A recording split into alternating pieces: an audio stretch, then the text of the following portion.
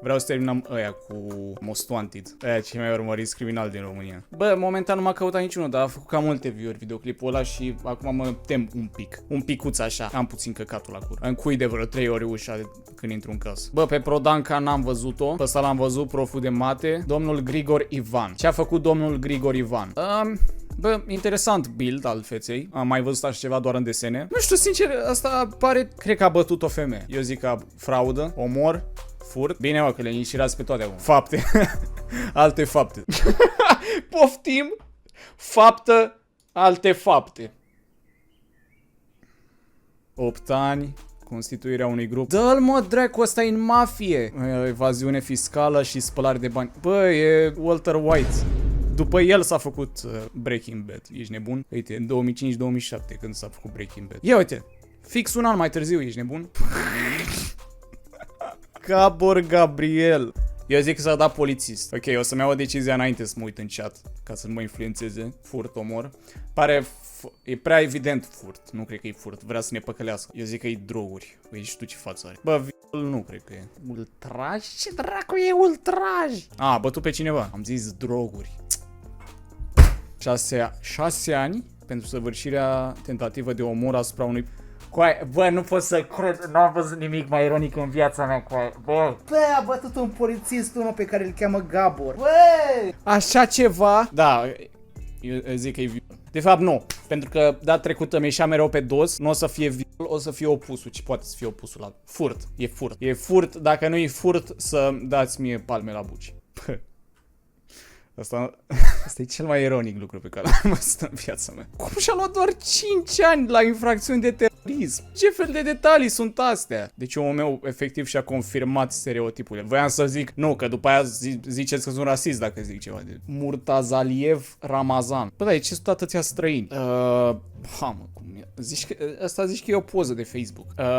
Bă, o să zic la asta, nu mai zic pe dos, zic furt. Federația Rusă. Probabil e terorism. Omor. Da. 10 ani de închisoare, tâlhărie urmată de moartea victimei. Ce mai zis? 1, 2, 3, deci în 4 ani ghici niciunul azi. Maftei Cristian. Bă, asta e cam respectabil, vreți să vă mint? S-ar putea să fie mafiot, chiar e foarte posibil. Stai ca să ghicesc exact fapta. O să fie faptă economică. Cred că a fost o singură dată când am scris așa fapta de trafic de influență și luare și dare de mită. Bă, nu mai pot, bă, nu mai niciuna, bă! Ce? Dacă e din Brăila spune că e infracțiune. Formă, uite și pe Ana Maria Prodan. Bă, dar ce HD e poza asta. Enderle Ildico. Chat, sincer. Smash? Da, cred că e droguri. Nu. Cred că a bătut. Cred că a bătut pe cineva. Nu, are față de cineva care ar bate pe cineva. Prostituții sau droguri, mă îndoiesc că era arestată pentru prostituție. Trafic de persoane. Mamă. N-a bătut, mă, și pe cineva dacă tot. Numita se sustrage executării a 4 mandate. 4 mandate de executare a pedepsei închisorii fiind condamnată pentru comiterea infracțiunilor de trafic de persoane, trafic de minori, constituirea de grup infracțional organizat. Bă, dar n-a bătut pe nimeni. Vreunul din minorii ăia nu i-a luat la bătaie sau ceva că nu și-au dat bucile. Ia uite, ăsta e ungur. Cred că asta e crima, că e ungur. Kerteș Robert. Bine, bă, trebuie să-mi folosesc inteligența, IQ-ul de 200. E furt, că furtul n-a mai fost de mult. E furt că a furat Transilvania. Nu cum adică trafic de minori 6 ani de închisoare? Are o față foarte... Bă, dar ce se întâmplă? Că ăștia sunt mult prea banali ăștia din a doua parte. Evaziune fiscală. Are față de contabilă. Iar o să mă... Bă, se fac 10 oameni și n-a înghicit unul. Doamne, bă, dar câți mai... Câți mai pot să facă trafic? Ăștia au lucrat toți împreună probabil, dar și nu putea să fie ea contabila la ăștia cu traficul de persoane? Asta aici a primit 10 ani și ăla 6. Că a făcut și proxenetism, un grup infracțional nestructurat. Bă, și jignit-o, adică pe lângă faptul că a arestat-o, i-a și zis că n-a fost în stare să-și facă grupul infracțional. Hai, următoarea pagină. Simt că pagina asta o să fie cu noroc. Deja Ionel. Asta e un clasic. Asta e... Nici nu mai stau. Nici nu vă mai aștept, efectiv.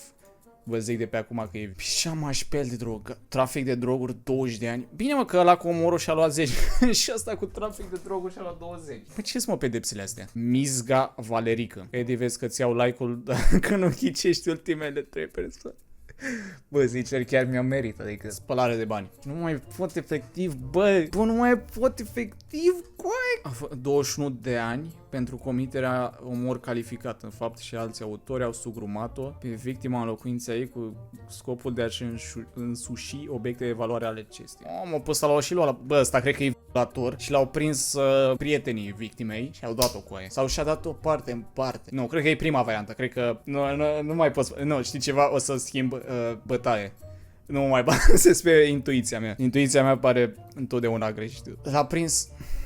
A furat din penii, bă, și l-a prins ăla. Împreună cu alți inculpați au pătruns în locuința părților vătămate, mascați, înarmați. Sunt mortul că erau înarmați și toți și-au luat bătaie. Prin exercitarea de violențe și amenințări au sustras sume de bani și bunuri. Păi vreau să știu cum și-a luat bătaie, mă. L-au bătut de jandarmii?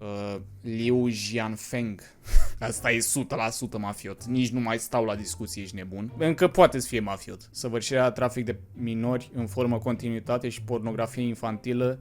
Uite, bă, ăsta e ca Cătălin Talent. Bă, eu cumva, poate a lucrat cu mai mulți oameni. Gheorghe Iulian Alin. Doamne, nici nu mai vreau să ghicesc. Nu, deci dacă e trafic de persoane, mă apuc și eu. Nu mai de nervi așa. Nu mai pot. Trafic de persoane. Nu, coe.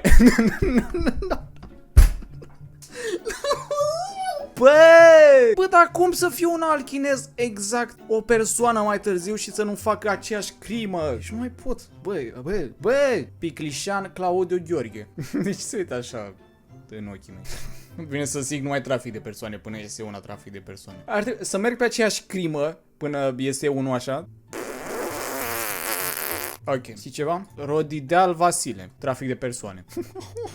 Bă, apar și crime noi acum! Infracțiuni la regimul armelor, muniții toxice, explozivi. Mamă, ce e aici? Criminalitate organizată, deținerea fără drept de muniție destinată. Deci am zis trafic de persoane, încă mai e timp. Destinată armelor de război. Bă, cu asta chiar că nu vreau să mă pun rău. Trage dracu cu RPG-ul în mine. Instigare neurmată de executare la săvârșirea infracțiunii de omor calificat. Deținerea unei bagnote false. O singură bagnotă falsă. Așa a fost prins băiatul meu, nu că avea RPG-uri în casă. Că a fost până la magazin și a încercat să-și ia o pâine cu o bagnotă falsă. În vederea punerii în circulație, conducerea pe drumurile publice a unui autoturism în condiții de suspendare temporară a dreptului de a conduce, le-a făcut pe toate. Stoica Marian. Furt. Deci dacă... Nu mai pot... Deci dacă poreclă calul. Băi, calul de pe live-uri. Bă, dar dacă tot a făcut Mamă, a făcut tentativa de omor în 2009. 14 ani. Păi ăla e de mult în Honolulu, ești nebun? Bă, n-am ghicit niciunul, bă. Bine, dracu, că m-am făcut detectiv. Valu Ghilie. N-are altceva în afară de viol. Deja că e cu... Bă, e imposibil să fie altceva. Ne-a trebuit vreo jumătate de oră. Da, s-a întâmplat în sfârșit. 2006. Doamne, deci nu poți să pățești nimic în România, că criminalul o să pățească ceva... o minoră cu aia în vârstă de 12 ani. O să pățească ceva 20 de ani mai târziu, ești nebun. Surugiu Marius. Ăsta e hacker. Omul meu stă în bucece, înșelăciune. Bă, am fost pe aproape. Condamnat la 5 ani pentru Deci, imaginează să fii printre toți criminalii și violatorii și traficanții de persoane, tu făcând emitere de file cec. Lupu George Cristian. Bă, e greu să ghicești între furt și drogat. Adică trafica. Mamă, ce e. Bă, printre astea poate e și furt. Sunt mortul care mai multe semnalmente decât are scris la crimă. Perioada octombrie-noiembrie 2008 a procurat împreună cu RF pastile ecstasy pe care le-a ascuns în apartamentul său și le-a pus. El le mai pasă cuiva de oamenii ăștia 20 de ani mai târziu. Față ovală, păr șaten, ochi căpruite, nu deschis. Nu cred că au ăștia bani să se retragă în țări străine, ești nebun. Eu cred că sunt pe acasă, dar nu-i caută nimeni. Sau s-au mutat într-un alt oraș. Ce crezi, că stă poliția cu ecranul deschis pe Mostul Antic? Absolut nimeni nu-i pas. O să le pese acum, că văd clipul ăsta. Parcă vezi că am ajutat la prinderea criminalilor. Și după aia o să vină după mine. Coman Marius Cornel. E prea evident traficul de droguri. E trafic de persoane. Să moară băieții mei dacă nu... 2001. A emis file cec. Păi ce dracu-s file cec? Adică cec scris? Probabil că dacă sunt prin 2000 și ceva, cam așa se plătea pe atunci. Ok, acum trecând la Slim și... Mamă, ce riz încearcă să-mi dea băiatul meu. Căprarul Călin. E viol... Da, e drogat. Normal. Ecstasy. Bă, dar ce naiba se întâmpla în 2007? Omar Mohammad. Ar fi rasist să zic terorist. O să zic terorism, pentru că la celălalt arab a fost așa. Născut și în Siria. Tu-s morți. Acum chiar o să par rasist. Ce a făcut doamna Maria? Deci femeile până acum au făcut trafic de persoane. Toate. O să zic tot trafic de persoane. Lipsire de libertate avea un băiat în beci. Bă, asta nu-i trafic de persoane? 17 ani de închisoare pentru săvârșirea infracțiunii. Păi da, vreau și eu mai multe detalii. Cât de mult a lipsit pe ăla de libertate? Zamfir Mordecai. Și Rigby unde? Ăsta cred că a fost prins prin 1990. Înșelăciunea. Pare Israel. Bă, da, eu nici nu zic trafic. N-am zis la niciunul traficant. Mi-e rușine. Nana Amar, altul. Ăsta e tot cu traficant. Îți prieteni. Doamne, infracțiuni economice, la ce mai vii în România cu aia doar ca să faci infracțiuni economice? Care mai e rostul? Grup infracțional de lapidare, spălare de bani. Vasi Radu. Omor. Nu pare neapărat criminal, dar de unde au ăștia arme în România cu aia? Băi, de unde au ăștia arme? Nu înțeleg. Pop Ioan Gheorghe. Ăsta mă bate și pe mine și pe maică mea. E sigur e omor. Sau tentativă. Dacă e tentativă de omor, se pune tot ca omor. Nu, dar cred că a călcat pe cineva în picioare, ești prost. Nu mai pot. Deși e legal la frontierii de stat, prin aceea că în cursul lunii noiembrie 2003 a trecut în mod fraudulos frontiera statelor Ungariei, Austriei, Germaniei. Acum poate să treacă liniștit că suntem în Schengen. Bă, ăsta are un mugshot direct, adică e criminal. Trust me. E și domiciliat în China. Păi asta s-au dus înapoi în China. Easy! Trebuie doar să mă uit în ochii lor. Dar trebuie să aibă un mugshot ca lumea. Domnul Gheorghe, ce ați făcut? Îmi transmite omor băiatul ăsta. Îmi dă vibe de tâlhărie. 98! A trecut aproape 30 de ani. Mascat și înarmat cu un pistol mitralieră și un cuțit. A pătruns în locuința părții vătămate Cristescu. De aici i-a dat numele și victimei. Zonării părții vătămate a imobilizat victima pe mama și soția acestuia. Bă, dar de unde aveam ăsta? Bunuri de 6 milioane. Dar cum și-a luat 16 ani pentru asta? Asta are poză ca chinezul ăla. Oare așa se purtau mugshot-urile în 1990 în România? Că erau chiar șmechere să-mi bat piciorul. Uite cât de hard e poza asta. Efectiv, pui muzică de la carte pe fundal și ai first trap de 3 milioane de like-uri pe TikTok. Cred că e prima oară când zic asta. Traficant de droguri. Ești, mă, traficant de droguri? Și știam. Chiar eram în capul meu, sigur o să fie omor și mă cac în el. Baror Șmuel. Asta e sigur înșelăciune sau ceva. Dar evaziune fiscală, pe acolo, infracțiuni economice. Bă, exact pe subiect, exact pe subiect. Sami Youssef teror Libia. Te rog. No! Bă, cred că toți ăștia cu alb-negru sunt cu omor. Dar e tentativ, adică a fost fraier, nici măcar n-a reușit să-l omoare pe ăla. Păi cred că o parte din ăștia nici măcar nu mai trăiesc, ești nebun? Poicea Lucian, omor. No.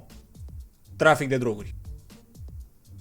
Am spus exact invers, la Chiță Ion. Bă, ăsta pare un băiat de la țară simplu, dar care s-a aventurat în anturaje. Voia să facă niște bani în plus. Nu, cred că s-a certat cu unul din sat și i-a dat în cap și l-a omorât. Omor.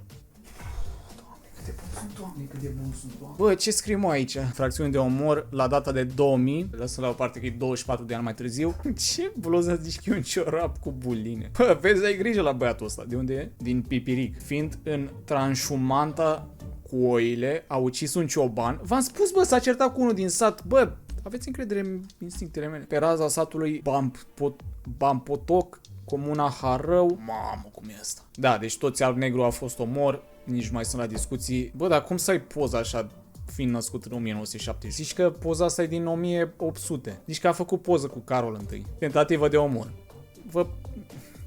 Pe aproape. Punem jumătate de punct. Cionca Sebastian Decebal. Bă, Decebal? Și 3 ani unde? Decebal, bă, cred că fapta e că i-a murit statul. Că a lăsat Dacia să fie cucerită. Da, cred că și ăsta e ceva de la sat și ăsta s-o fi certat cu unul. Ăsta cred că e ăla cu care s-a certat din auri. Ăla s-a certat cu ciobanul. Nu băi, că e de la oraș. Tot cred că au omorât pe cineva. Cu aia sunt pe un ran generațional, ești nebun? Bine mă, că ăsta așa 15 ani de închisoare pentru omor și aia cu droguri și lua 20 de ani. Xomin? Bă, dar ce stăteți chinezi, frate? Dar vine în România, și ăsta pare că e din China. Deci vine în România, fac crima și pleacă înapoi în China. Nu cred că e omor, că nu-i poza alb-negru. Cred că e trafic de persoane. 2020? Păi chinezii ăștia erau mai prin 2000, anii 2000. Dar nu scrie când a făcut faptă, scrie doar când a fost judecat. Mamă, ce poze vechi. Ion Nicolae. Cred că crima e că i-a scris numele cu ei. Mamă, dar ce mewing face. Nu, cred că au fost prea multe crime. Cred că e viol. Nu mai pot. Bă, și omorurile sunt cele mai ușoare. Asta a fost ultimul. Bă, dacă știam că e ultimul, încercam mai tare. Asta a fost condamnat. Coai, ăsta a murit până acum. Acum 30 de ani. Au pătruns în locuința părții vătămate, municipiul Arad, care l-au ucis prin împușcare, au rănit prin împușcare și a rănit prin aplicarea 3 lovituri de cuțit. Mamă, ce detaliat. Deosebit de periculos. Ok. Bă, partea a doua a fost puțin mai slabă din partea mea. Îmi cer scuze pentru această performanță